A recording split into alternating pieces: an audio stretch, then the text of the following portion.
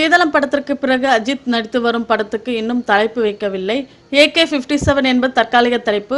சித்தி சிவா இயக்கும் இந்த படத்தை சத்யஜோதி தியாகராஜன் தயாரிக்கிறார். காஜல் அகர்வால், அஷ்ரா ஹசன், தம்பி ராமையா, கருணா உள்ளிட்ட பலர் நடிக்கிறார்கள். அனிருத் இசையமைத்து வருகிறார். வெற்றி ஒளிப்பதிவு செய்கிறார். இதன் முதல் கட்ட படப்பிடிப்பு ஐரோப்பிய நாடுகளில் நடந்தது. இரண்டாம் கட்ட படப்பிடிப்புகள் ஐதராபாத்தில் நடந்தது.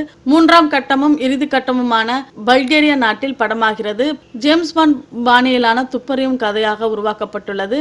அஜித் இன்டர்போல் அதிகாரியாக நடிக்கிறார். பல்கேரியாவில் காஜல் அகர்வாலுடன் 2 பாடல் காட்சிகளும் கிளைமேக்ஸ் காட்சியும் படமாக இருக்கிறது. கிளைமேக்ஸில் காஜல் அகர்வாலும் அஷ்ரா ஹசனும் நடிக்கிறார்கள். இதற்காக படக்குழுவை சேர்ந்த நடன கலைஞர்கள், சண்டை கலைஞர்கள் ஏற்கனவே பல்கேரியா சென்று விட்டார்கள். அஜித், காஜல் அகர்வால், அஷ்ரா ஹசன், இயக்குனர் சிவா ஆகியோர் பல்கேரியா புறப்பட்டு செல்கிறார்கள்.